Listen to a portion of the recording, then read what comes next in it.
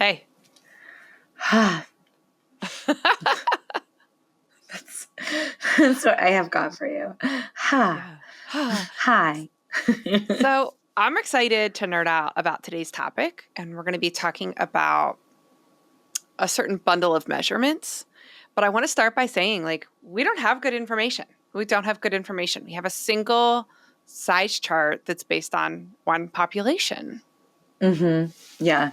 There is a lot of design that I don't want to say the word speculation, but you kind of have to have a lot of speculations about what would be different, what would this be, right? In the same way that finding your perfect fit in a sweater is a bit of an experimental process. When we go on that process with you, it informs us about different bodies. So we're going to be talking about a type of trend that we see, or a type of shape that we see kind of commonly. But yeah, as Jen said, this is based on our experience as people and designers, and not really based on data that we don't really have. Yeah. Yeah. We talk a lot about a body where a knitter might have a larger cup size or a larger bust size that a size chart predicts. And we talk about that a lot because that's a market that's very underserved. We know that when we start to talk about bigger bodies or more generous proportions, both in our industry and in the fashion industry in general, that set of proportions is really underserved. And because we are really focused on that, we haven't talked as much about some of the opposite concerns that come up in fit. Yeah. So we're calling this an athletic build because it is a build that's common in people who are athletes. But that is really a shorthand. And if there were a way to describe it, that would be a more accurate picture, right? Then we would use a different word, because there are athletes of all different shapes. And there are people with this same build that would not consider themselves athletic at all. But it is probably the build you're thinking of when we say athletic build. Or swimmer's build. Yeah. Yeah. Yeah. Exactly. So we know that there's no guarantee that participating in any activity is going to result in any body change at all. We know that you can have what's typically referred to as an athlete's build or a swimmer's build, even if you're completely sedentary. And we know that different athletic practices are going to yield different patterns of body shape, right? So, so we're kind of prefacing this conversation with a lot of caveats, because anytime we talk about body stuff, there's a chance to get lost in the cracks, right? Yeah.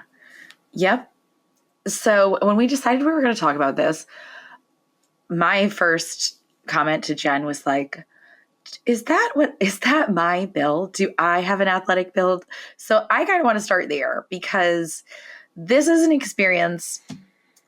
This is my perspective on my own body, which is in itself a slippery slope, right? Is our own perception of our body accurate? Right. A lot of times that's colored by biases that we have, etc. So what I know is that I am not a typical measure for my size in some places, and I am a typical measure for my size in other places. But I also know that when people on the outside are looking at me, a lot of times they say things to me like that I have broad shoulders. This happened when we were in Maryland. Yeah. Someone said this, not in a mean way, but we were talking about me needing a full bust adjustment and how I didn't really know that for a long time, because I am kind of curvy. And so then having breasts that are full for my upper bust size kind of escapes. And when you have a smaller upper chest measurement, then the assumed cup size is like a size A. So actually a lot of people in those smaller sizes need full bust adjustments, with even if you only have a B or a C cup anyway. So there's that. So we were talking about that, and someone was like, well, but you also have broad shoulders, so shouldn't you size to the bigger full bust, because how do things fall off your shoulders? And like, while it wasn't said in an insulting way, this like broad shouldered comment, I don't like it, because it feels like it points to this like very masculine body type that I think I've like have implanted biases about, like being really feminine and not wanting to appear, whatever. Right. So there's all of these like weird gender things I think that come up when we talk about the athletic build anyway. Mm-hmm. But number one, my shoulder measurement is actually standard for my size in a size chart. So I don't even have Garments broad do shoulders. fall off your shoulders. Yeah. Right. That's not They your do. lived experience. Yeah. um, and so knowing that I have average shoulders, I also know that I appear like wider there than people think. But that is, and listeners may be able to guess at, my juicy bicep, my juicy upper arm measurements. Really, my juicy triceps make my shoulders appear broader because my arm is broader there. And I think that's what people are seeing when they make that comment. I don't know. But my arms being larger is in large part due to the fact that I have done a lot of upper body strength building in my life. So I feel like I dovetail. I'm like curvy for an athletic build, but a little more athletic than a common curvy build. And listeners and everyone, like, it's probably true that we all fall somewhere in the middle, and these archetypal bodies are not as common as we necessarily think. Right. Yeah. Variation is the rule. Sitting solidly in one of these packs of measurements is not. But let's zoom out real quick and talk about why it's useful to define a pack of measurements anyway, right? Because the whole reason we want to do that is so that we can talk about the way a garment needs to change. And because we do often see that with some of these changes, they travel together, right? So when we're talking about an athletic build, and let's define what we're talking about in that context today, what we're typically talking about is somebody with a smaller than predicted bust cup for their torso size, and also generally a fairly well muscled upper torso, right? And the measurements that are going to change there, we might see broader shoulders, we might see a broader mid back, like in the lats, and we might see a steeper neck rise if that person has more well-developed traps. And it may also, neck rise and shoulder rise are the same thing, right? Or no? Did I say neck rise? I should have said shoulder rise. Okay. Well, I just wanted to make sure, because sometimes you're like, no. And then I'm like, fuck. Shoulder rise or shoulder drop. Whole new thing to learn. I'm touching my neck. Thank you. The distance that our body changes in heights from our outer shoulder to our inner neck is going to be that neck rise or shoulder drop, depending on how you want to call it. But if we have a well-developed trap, that might be more steep, right? We might see a deeper rise there. Right. And sometimes that's also accompanied by a frame that is actually wider. So the shoulder bones might actually be wider because, of course, what comes first? A frame and a physique that's meant for a sport, or the sport, right? So sometimes we will see that athletes that are better positioned for some of these sports may also have frame differences and not just musculature differences. Right. Well, like the most successful basketball players probably have a frame that is meant for basketball, right? Exactly. But you know what? We can see these proportions changing across the grade. None of these are proportions that we would see just in small people. So we can expect to see those same changes in both sides of the grade. And that's what I mean when I say we don't have a size chart for this. Yeah. And it's really, we're not talking about people that are a certain size, because we see these shapes and this frame in all different sizes too. And I don't know if we mentioned upper arm, but I would also expect in a lot of cases with these builds that there would be a larger than predicted upper arm measurement too. And that there may be a lot of folks like me who feel like they are in that category and don't necessarily have a broader shoulder measurement, but well-muscled chest, more muscular upper arm is going to give the appearance of broader shoulders sometimes. So it's Yeah, and even along with if you, that, go ahead, I was sorry. going to say, even if you think you fit into this archetype really perfectly, like your measurements will tell you actually what's happening in your unique body too. Yeah. And along with that broader mid back and that more muscled upper torso, we'll usually see a deeper armhole, a deeper arm thigh depth. Mm. Mm-hmm. Okay, there you go. You were Yeah. getting there all Yeah. along. I was getting there all along.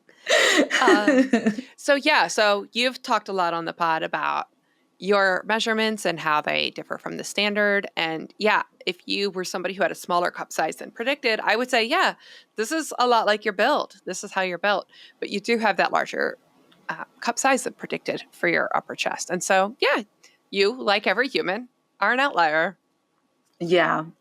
I think that there's a lot of, we all are hybrids because our bodies are a combination of what we do with them and what they are, right? Yeah. Without any outside influence. So we also see that our builds can change.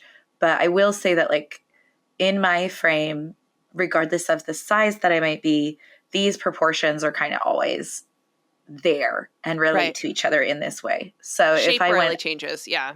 right, if I went up a couple of sizes, I would likely still modify my garments in all of the same ways that I modify them now, just perhaps to different measurements.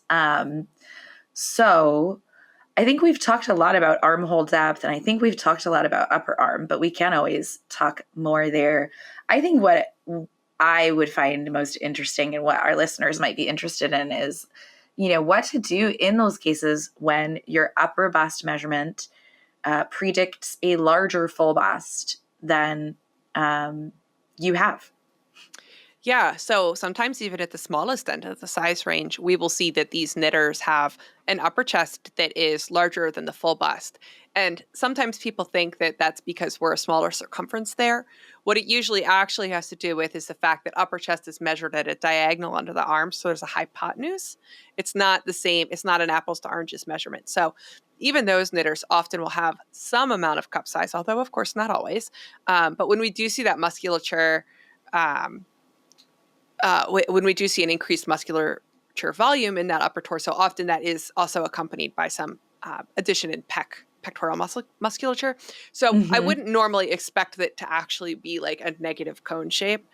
But yeah, I hear from a lot of knitters who, for whatever reason, either they have this quote unquote athletic build or they just don't have the cup size that's predicted by the size chart, who are like, well, what do I do? Right.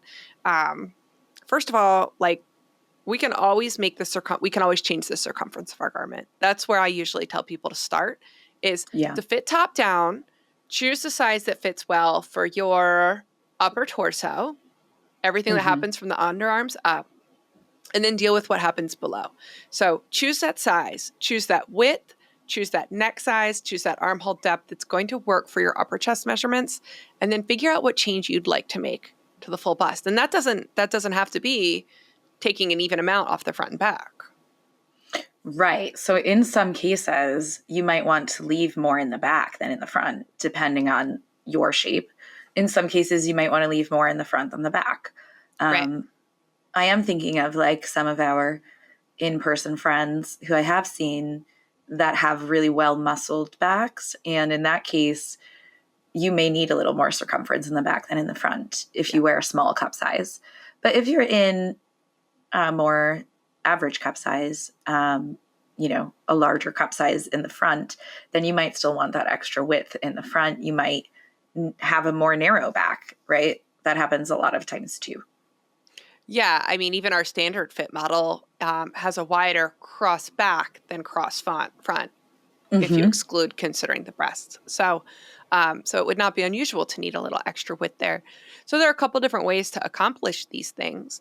Um, if we are making a change to the bust circumference, we would just look at how much we wanted to remove from there and calculate gauge and then change the shaping between the shoulders and the underarms to accomplish that and have fewer stitches. If we just want to make an adjustment to get a broader back, we might just change the shaping rate for the armhole and then take out that difference in the neck so that the whole cross back is wider, right? Everything that we do in Okay. knitting is just a grid of stitches and rows, and we can make whatever change we need to make. Yeah. And something that will help a lot if tinkering with this part of the pattern is intimidating is to, one, either create your own progress chart if one is not included in the pattern you're using, or even to get some knitter's grid paper and draw the shape. Like I have some very large knitter's graph paper and I can draw the entire sweater, stitch for stitch if I want to. And then that can often give me a better idea of like the shape I'm making and how I might want to edit that. I used that a lot as a newer designer when I was like unsure of what proportions I wanted to make garments. Yeah. Or you can draw your schematic on a large piece of scrap paper and use a French curve, right? And then see what that measured out to at relative points. And I'll often or you can make a muslin. You can make a muslin. Something I've never done in my life. And you can make custom graph paper. Do you ever make custom graph paper? Yeah. So you've told me that you do it in Excel, right? Yeah, in Excel or Google Sheets, if you want a free spreadsheet program, you just get the ratio of your stitches and then convert that to pixels. And then you have a graph paper that is custom. Because often like stockinette stitch is usually a 2-to-3 ratio, but like color work is closer to 1-to-1, seed stitch is closer to 1-to-1. So there are different ratios. Yeah, and sometimes when you're knitting like fingering weight, it's not the same because I have found that if I knit fingering weight at a slightly looser gauge, that it has, for me, still a lot of rows, but not as many stitches. Yeah, and plant fibers too. The stitches get real flat and wide. Right, yeah. So when you say the ratio, and I assume I know what this means because this is what I do for like sleeve pickups, you're talking about dividing like the number of stitches per inch by the number of rows per inch? Yep. Or like creating that 2 to 3, 3 to 4, whatever it is. That's right. Okay. Yep. It's really finding your LCDs. Least common denominator. Yeah. Yeah. Yep. You can tell I have school-age children. I was like, is it least? It's lowest common denominator. So you got me there. I knew a nerd math thing that you didn't know. The other thing to talk about here is that you might have a small bust and still want to make a bust adjustment. So once you've gotten that circumference that you want, that doesn't mean that you shouldn't address length. I see a lot of people who have smaller busts than normal. They go up a size and they still can benefit from that bust adjustment. I personally feel like almost anybody who has any breast at all can benefit from at least a 1/2 or a 1/4 inch. Often we won't write a size that small into our patterns. I especially am often working with a texture, and so I need to stick to row repeats. But if you're working in stockinette and you have removed extra material because your sweaters are normally too big, if you don't add back length, you may find that you no longer have room because your breasts have been stealing fabric from other places where your sweater has been oversized. So you will improve your fit by decreasing that bust circumference to match and get the ease that you want there. But then you should consider tossing in a short row or two just to run an experiment and see. Yeah. Well, and take those vertical measurements that like you'll find in our patterns that recommend how to measure for your cup size, because yes, everything Jen is saying is true. You may benefit from changing your size. You may have a broader back, let's say, and you may be looking to change the circumference there, but that doesn't mean that you still have that same vertical measurement front to back of shoulder to under bust. So you want to compare those lengths because there can be times where you really need that. I feel like I need to remeasure because I was looking at myself in Tori the other day and I feel like my sample is riding up in the front a little bit and I might need to go up a cup size. So yeah, life is always happening. Or yeah, is Tori the same width in the front and back? Yes. And we've But I talked will about say this. For your breast this. shape, you might benefit from a little bit of extra width. Right. I will say that I think I could have maybe would have done more width because it's a mulberry silk, which is not as stretchy as wool at all in terms of like the way it knits and wears. It might stretch and then hold that stretch in the future, but in the meantime, it's not going to have that like elasticity. Um, and my full bust is more than 4 inches larger than predicted for my size. And then there's only 2 inches positive ease built into this pattern. So I added an inch bust darts, but I don't really, I do feel like it's just too tight right in my boobs. So I probably could have done like a vertical bust dart in addition, or even I probably could have gone up a size for this pattern without it being a huge problem because it's got a fairly structured strap for a tank that like is not going to fall off. It's a high neck in the back.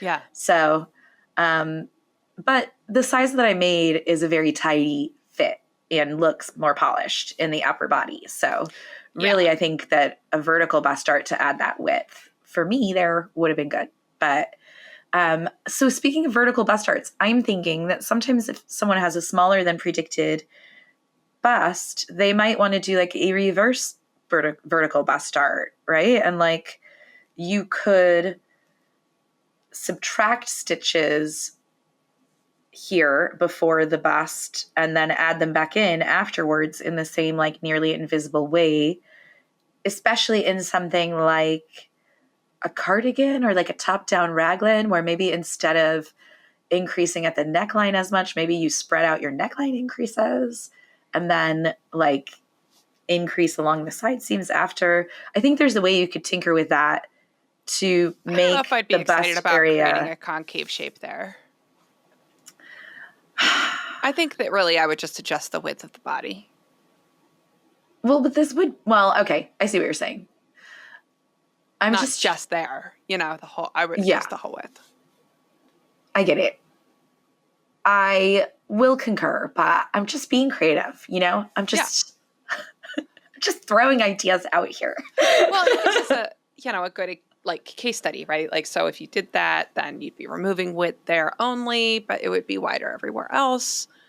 So I mean, if you felt like you really wanted though not to lose any width as you're coming into your underbust and your waist, you might want to remove that width sooner, like just before the bust, and just keep it removed, I guess, rather than, or keep it removed and then start your shaping to fit waist and hips, right? So we talk a lot about a compound curve, right? So in a set-in sleeve, it looks like a J shape, right? That collar comes down, or that underarm comes straight down, and then it curves. Mm-hmm. And if we were going to change the circumference, the width of that J would be shallower, right? Because we would still have the same cross width. So when we talk about things like raglans, then we want to keep that same rapid increase, if not have more rapid increase here at the top. And we need less of it down here because the body is not changing circumference as rapidly in the lower part of the upper torso as other sizes. So normally we have what's called a compound shaping in a raglan, where you decrease rapidly as you decrease from that full bust measurement to the upper torso circumference, and then even more rapidly as you decrease from the full shoulder width into the neck width.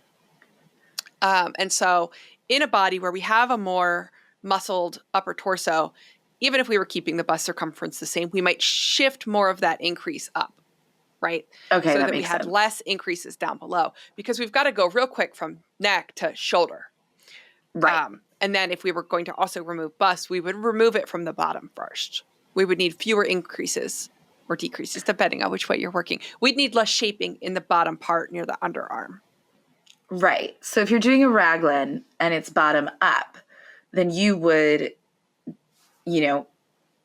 add decreases in your hip shaping to make a smaller full bust circumference, or in your bust shaping, really, because you're going up from the hip. So you would add more decreases to have a smaller circumference, and then you would remove those fix your math by having fewer raglan decreases at the bottom of the raglan to accommodate you'd come into for bust that. shaping with fewer stitches than you would normally.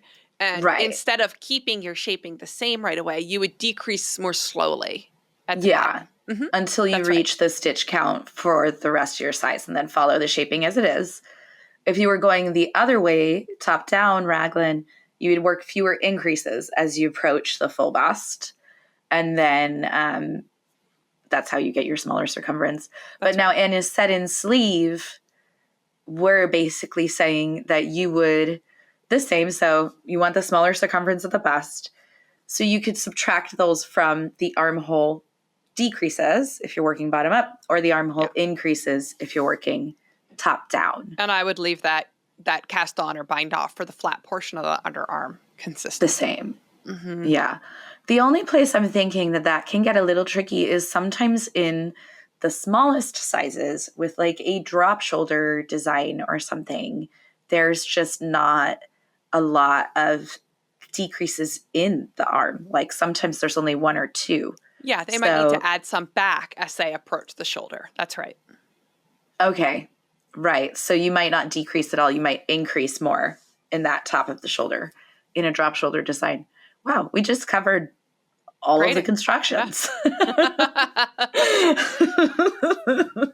Well, we didn't talk about a yoke, right? A round yoke. We talked about a raglan yoke, but a round yoke, again, the round yoke, you're pretty locked into whatever happens in that wedge in the color work or the stitch patterning chart. But often there will be a row or two where you can make some adjustments in here, or some rows beneath where you can make some adjustments, and you would make those adjustments there in the bottom. Yeah. Yeah, they're trickier to change. So yeah, you would want to see if you could decrease a full pattern repeat before the pattern repeat starts, or decrease the extra after the pattern, I suppose. Did that make sense? No. What? Yeah, I would try and make my stitch changes. So often a yoke sweater will have some kind of stitch count change between the neck and the yoke itself, right? And then there'll be a chart that you follow, and the chart has baked in ratios that we can't really tinker with very much. Maybe you can. But then under the yoke, often there's another stitch count change. And so if there's not, then you're stuck with making those changes up here, and you may or may not like the fit that you get. A yoke sweater is the least flexible. Well, that's what I was, yeah. Yeah. So that's what I'm saying. When I say the stitch pattern, I mean that whatever is happening in that yoke, whether it's lace or color work, it's made out of wedges. It's made out of a pattern that is a wedge. So you probably have a chart for that wedge, and you need to have a complete number of wedges in order for it to work. So that means that if you're tinkering with the stitch count before that wedge is worked, like if you're doing this bottom up, if you are able to decrease out a full wedge worth of stitches, then you can make it work. You're going to have issues up here. I mean, you would have to do a lot of math, but that would be the way. Probably the best bet is to figure out a way to not make some of the increases that are in the bottom third of the wedge. Okay, that would be smart. And do that only in the wedges that will grow up to be front and back neck. Oh, yeah, like maybe if you see, maybe there's a way to work one less row of the wedge in order to have a smaller stitch count. Yeah. Something like that. So or just remove a few of the increases from the sides of it. Yeah, so if you've got that wedge like this, right? Down, maybe you have increases 10 times. Right, the lowest one. If you can not make those increases and your pattern will still look good, do that some in the front and some in the back, but leave the sleeves alone. And I say the sleeves in the front and the back because like each of those wedges will grow up to have a location here. Right. It'll hit your body in different places. So some of them become sleeve, some of them become body. And so I would try to make those increases in the front and back only and leave the sleeves alone. Right. Okay. And now you see why we think circular yokes are the least fit friendly, because you're always locked into those patterns, those wedges, and it is hard to finesse around them. The fit Yeah. is the least consistent across the size range, but they're also tend to be the most fit agnostic. People expect the least amount of fit for them. So it might not Yeah. be our preferred. There's no right or wrong. It just is it's the nature of this beast. We just like things that we can tinker with. Yeah, we do. We You can't. know, and another way that people can take yoke sweaters and make them extremely flexible is just moving that arm bind off. So, Mm-hmm. you know, if you've got 10 repeats and it's supposed to be 4 in the front and, you know, 1 for each arm, make it 5 in the front and 1 for each arm. And suddenly your front is wider than your back, or switch it the other way. So Mm. you can just change the location of the sleeves and it's just a circle. So if you've got a lot more breast, then you can assign more of those stitches to the front and more to the back pretty easily.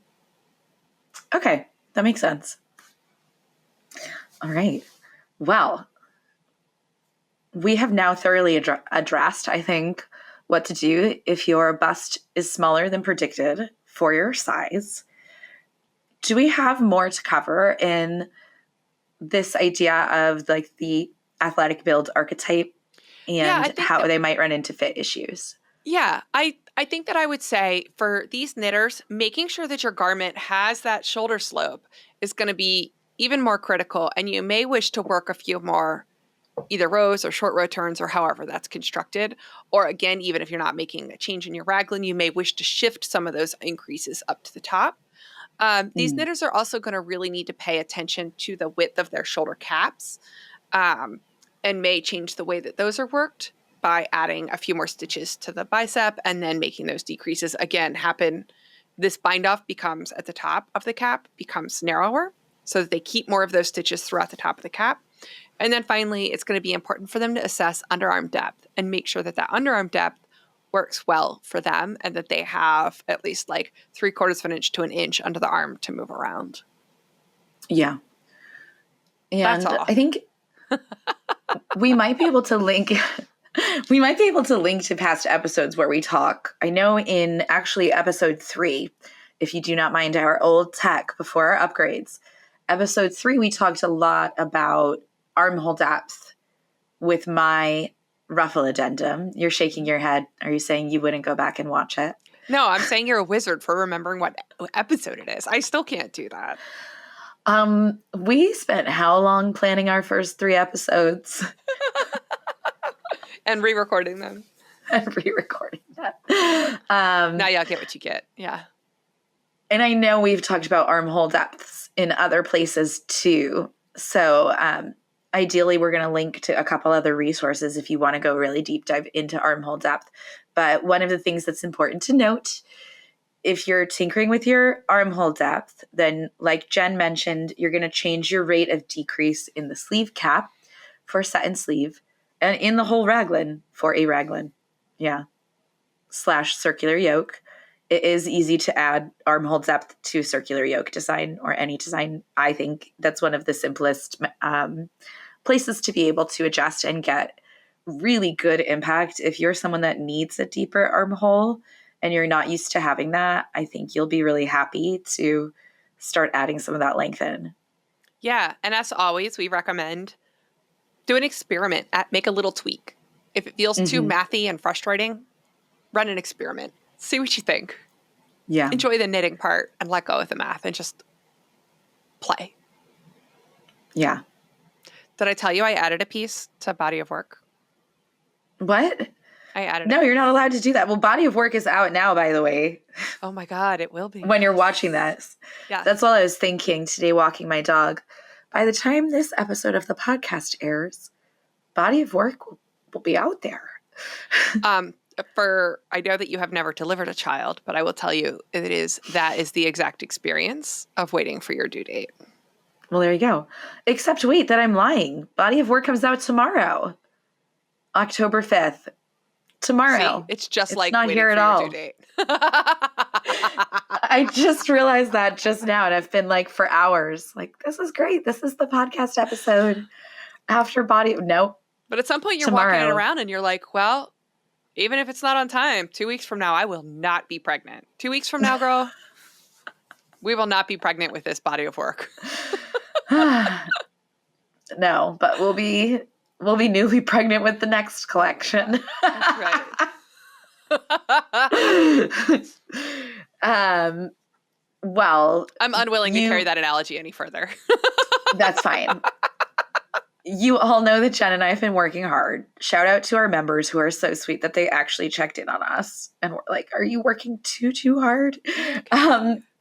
Thank you, Kim. You're an angel. Jen and I will update y'all and say that we have reassessed our deadlines and our working to make sure we're taking good care of ourselves. So I'm acknowledging that because I think if you are someone that holds yourself to tight deadlines and high performance like we do, please make sure that you readjust your expectations regularly. If you don't know if you're asking too much of yourself, a good person to ask would be like your partner or your best friend or your child, all of whom tell me that I work too much. No, I love that you're bringing this up because there's a lot of opacity in the industry, and I think we compare ourselves to each other, and we never really know how much work somebody is doing behind the scenes. All we see is what happens on the internet. And I love this recognition that this is not a sustainable pace. We've been creating way too much stuff recently, and we're about to come into what had better be a season of rest. Or we'll break. So, yeah. No, I mean, it is. It won't be like this, y'all. Well, but we also, we used our propensity for deadlines and planning to plan out well into the future now so that we have some of the security we are looking for while also making sure we have a lot of breathing room. So, there are ways to make things work. Keep reevaluating, everyone. Let's be humans. Yeah. Only Patty is a robot. But Patty the robot, not Patty the human. Hi, Patty. So tomorrow's the day. Did you say it, Mom? I said hi, Patty, to your mom. Hi, Patty. I assumed she was always watching. I don't know. I never know. So, tomorrow's the day. Body of work. 1 publication.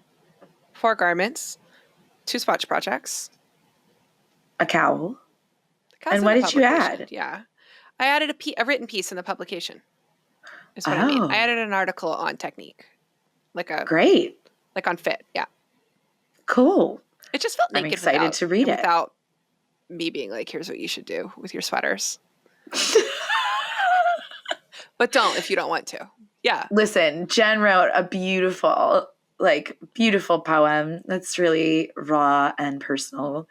And so, of course, she's just like, my personality isn't in here because there's no hard, rigid lines. Right. It's too much water for me.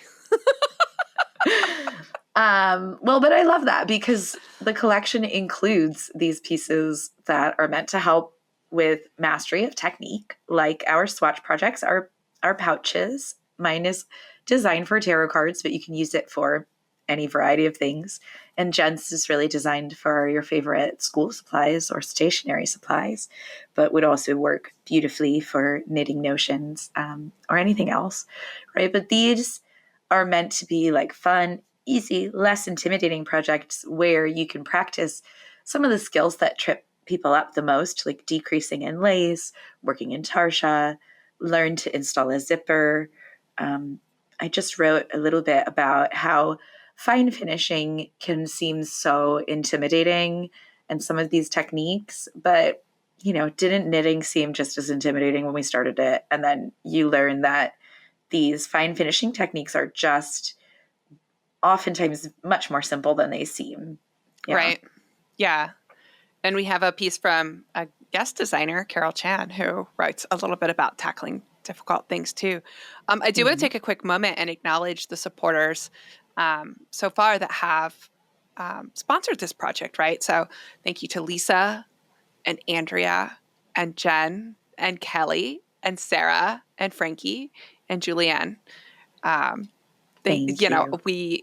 still have a few spots left. We won't by the time this is open, so there may be a few more names that appear in the credits for this publication. But, the ability to create paid opportunities for knitters as models, as writers, but also to engage other artists in the field, like the photographer that we worked at, or other professionals, and to be able to support this type of this aspect of the economy, this heart-led, community-supported, like to create something that's building something that matters to people, but also that financially supports the contributors.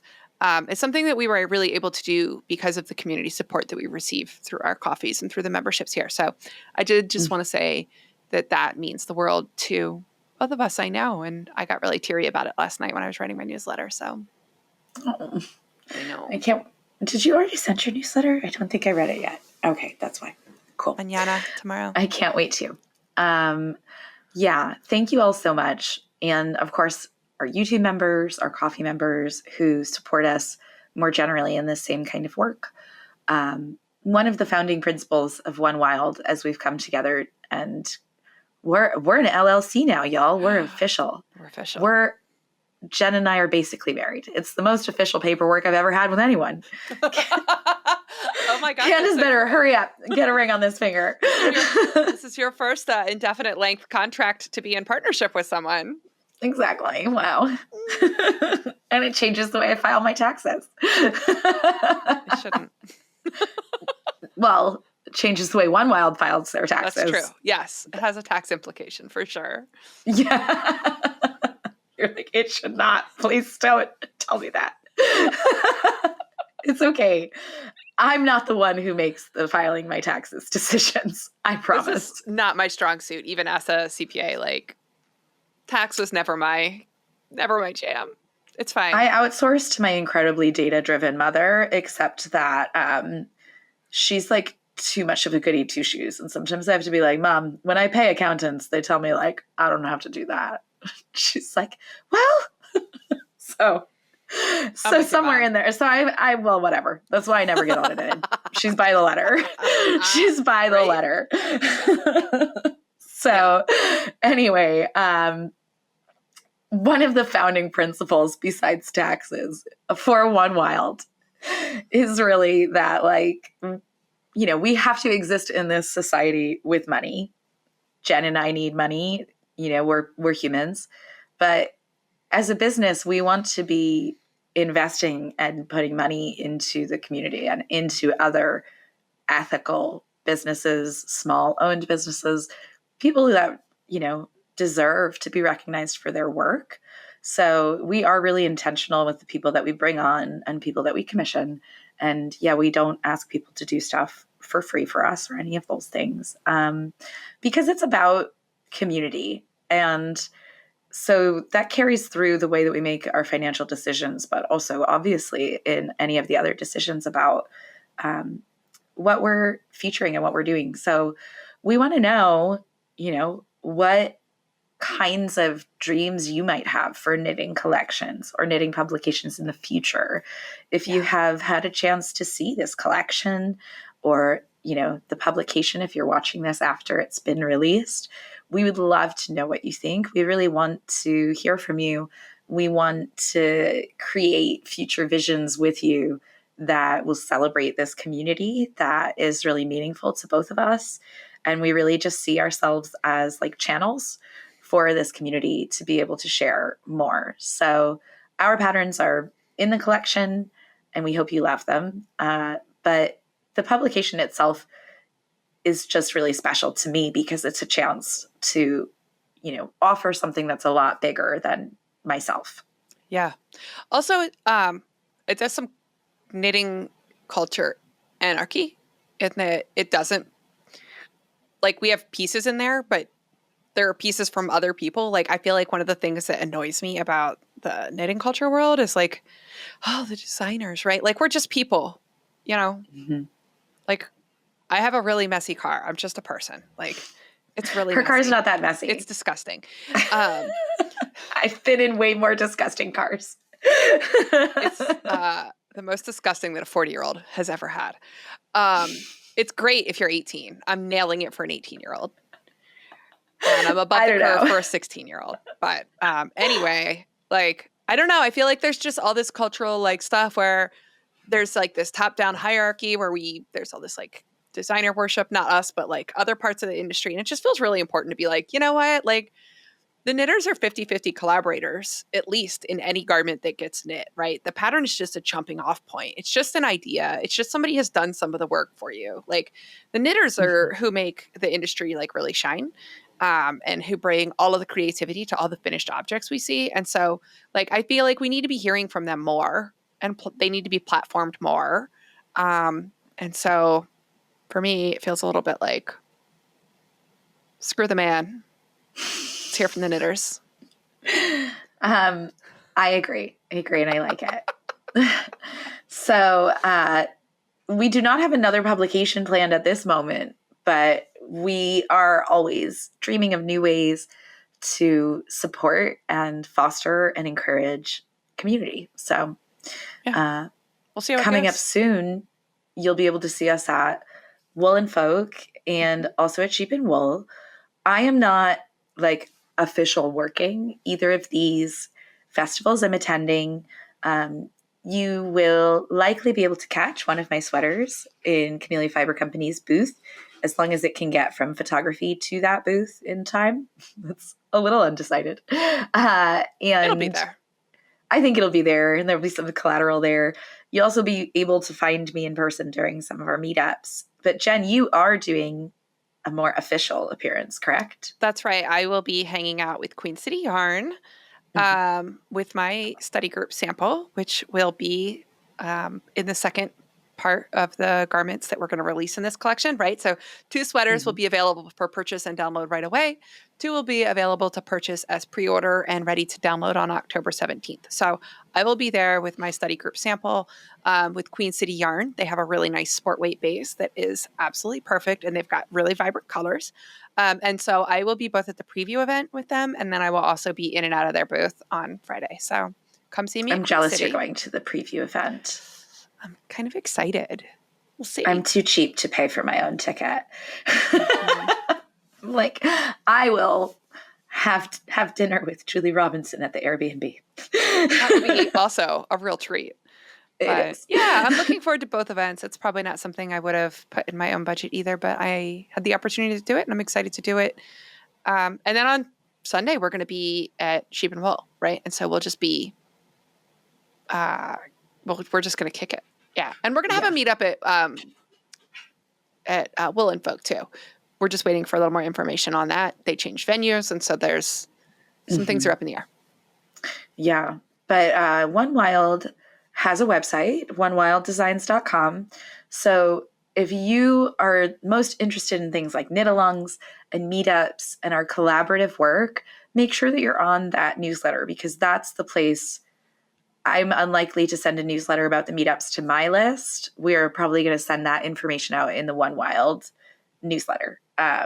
So we'll have that set up so that you'll get all of those details if you are attending. And let us know if you're attending either of these. I know a lot of folks are. I'm excited. I'm going to get my shots this week. And so I'll be ready to play with other dogs.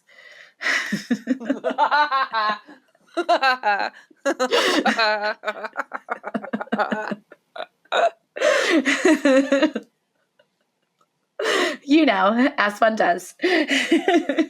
No lepto for you. No lepto over here. Thank you. Ready to log off? Is that good?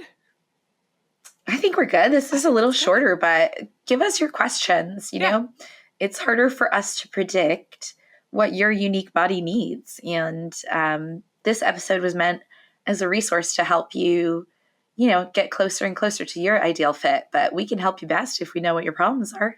Yep.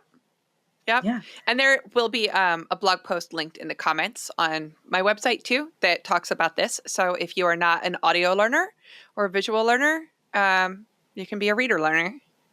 Yeah. All right. Well, here it comes. Here comes the bum bum. Bum bum bum. Happy knitting. Happy knitting. Bye.